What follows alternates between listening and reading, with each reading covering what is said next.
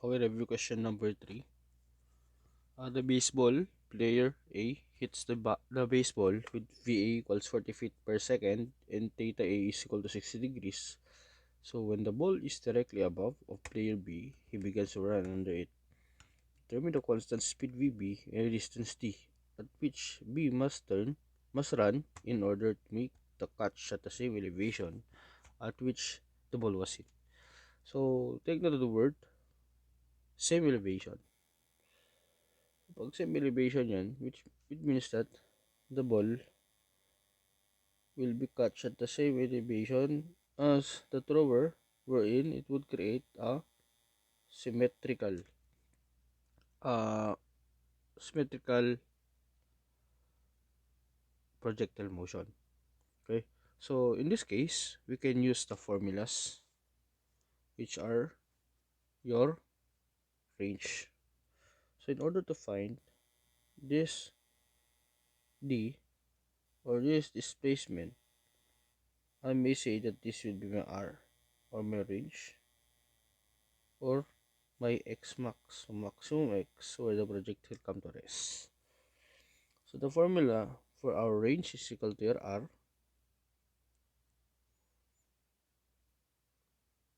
is equal to VO squared sine 2 theta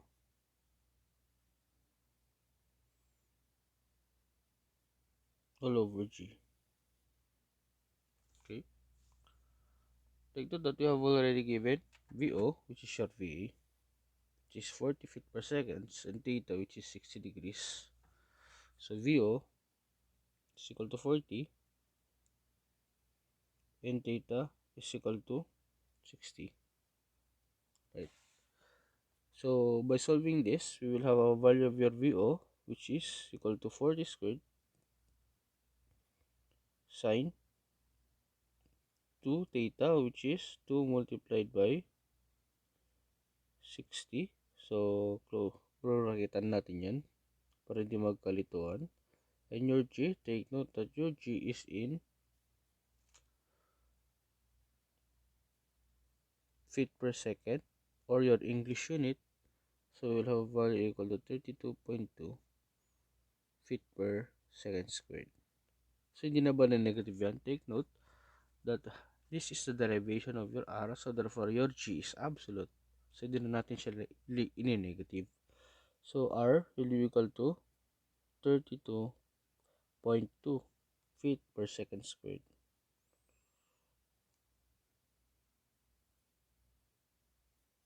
which is your R.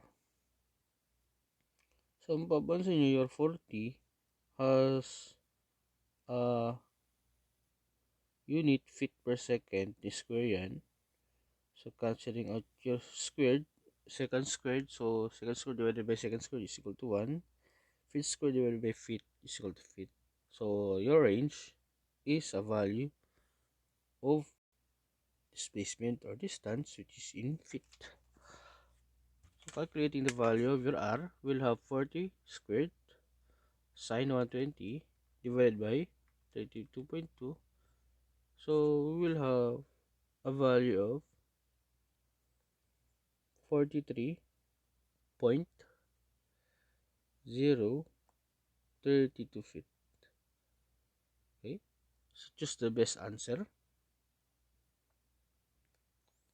That is your R. You can start it at your calculator. Shift start at A. Start at A.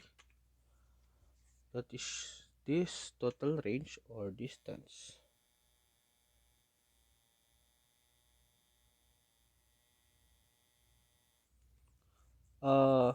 Next is determine the constants with VB and the distance D. So solving for distance D, solving for D, so we'll have a value equal to our range. So from this equation, you can see that we have 15 plus D is equal to our range. Okay, so we'll have 15 plus D But take note, our range was solved as 43.033, 032. So 43.032 is equal to 15 plus D. So therefore, our D is just equal to 43.032 less 15. So we'll have a value equal to 28.032. This is our D, which is in feet. Okay.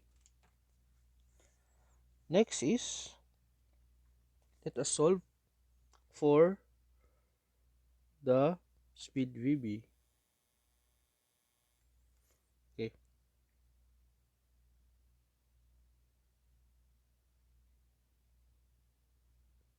So what would be our speed VB? Take note, in the problem, it says that your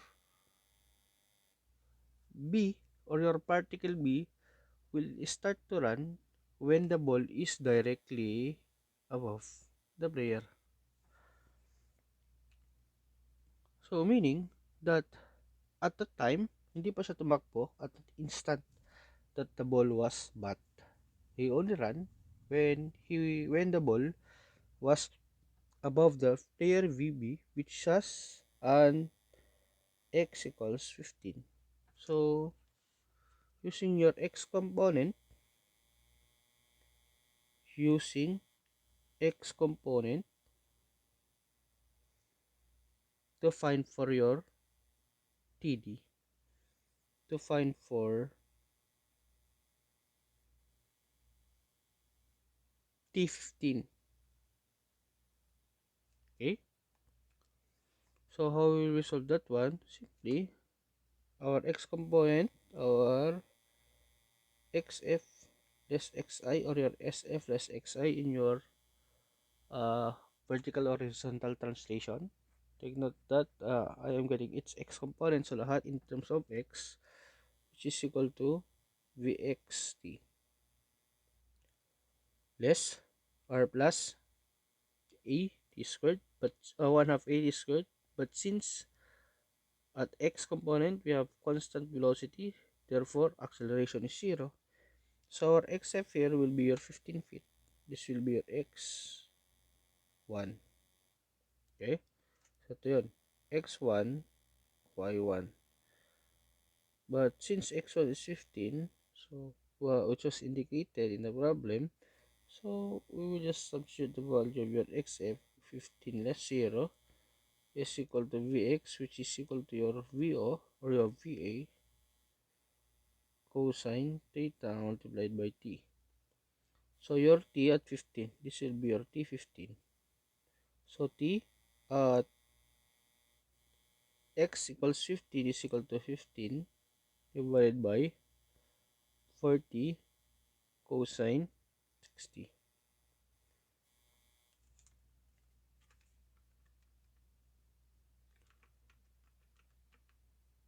which is equal to 0.75 seconds. Actually, you can directly solve this problem by using your x and y component. I am just using the formula in order for you to know the use of the formulas when you are dealing with asymmetrical parabolic projectile motion. So that is RT15 0.15 0.75 seconds, meaning that the flight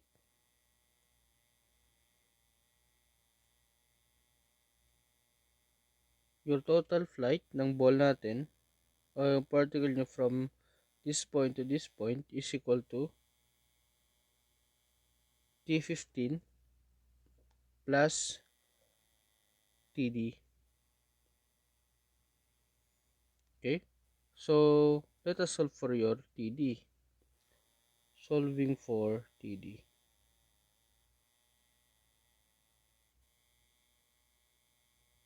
So how will we solve for TD? So take note that your TD will be used in order to solve for the constant velocity that this particle B must run in order to catch the ball at sea. Okay, so that hints us that TD can be solved by first solving for T-flight. But what is your T-flight? Based on my derivation, on my discussion 1, in your review on projectile, take note that your total time of flight is equal to 2 multiplied by the time at max height. So, hindi ito max height dito Dito ba yan? Time at max height. Kasi nga pataas siya, symmetrically, kung ano yung time na nakuha niya dito, pataas, yun din yung time ng pagbaba niya. So, 2t times 2 multiplied by t max height, which was derived in the formulas. So, what is the formula of our time at max height? Is this just equal to VO sine 2 theta. Tama ba? All over G. So, 2. So, we will have a value equal to 2 multiplied by VO sine theta all over G. So, if you cannot memorize the formula, go back to the derivation. Okay? That is the total time of flight, which is equal to our 2 VO. So, 2 multiplied by our VO, which is equal to 40 sine theta, sine 60 all over G, which is equal to 32.2. So, we will have a value equal to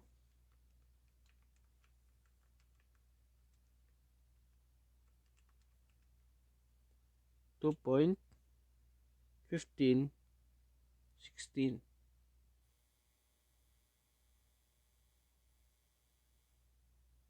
Probably you may store it into the calculator.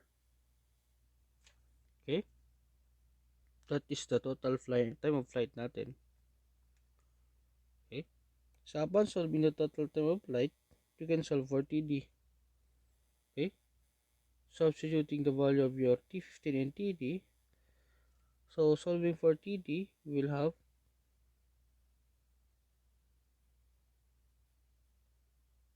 T flight is equal to 2.1516. Ito yan. So, 2.1516 seconds, which is equal to TD, plus your T15, which is equal to 0.75 seconds. So, ito yan. T15. T-flight. T-flight. Then your TD. Okay. So, we will have a value of your TD equal to 2.1516 less 0.75. So, we'll have 1.4016 seconds. That is your TD. So, after solving for TD, we can directly solve for your VB. So, how will we solve for your VB? Take note that according to the problem, the B will have a constant speed VB. So, VB can be solved by S is equal to VIT plus 1 half H squared. So, this is solving for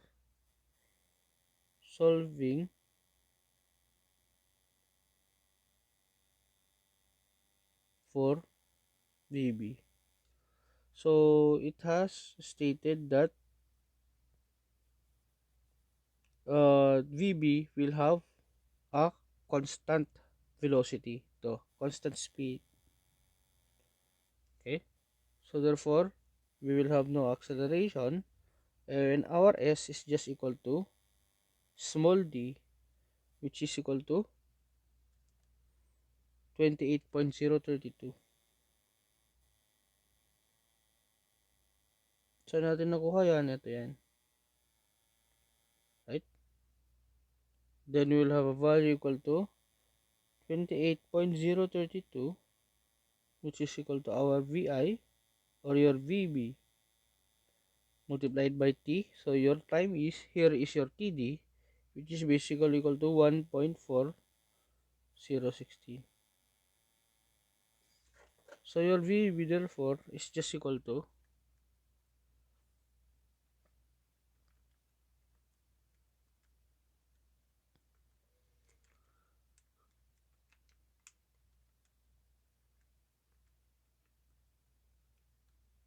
28.032 or yung stored value divided by our alpha 1.4016. Okay, so 28.032 divided by 1.4016, which is basically equal to 20 feet per second. So feet to second to, right? So these are the values.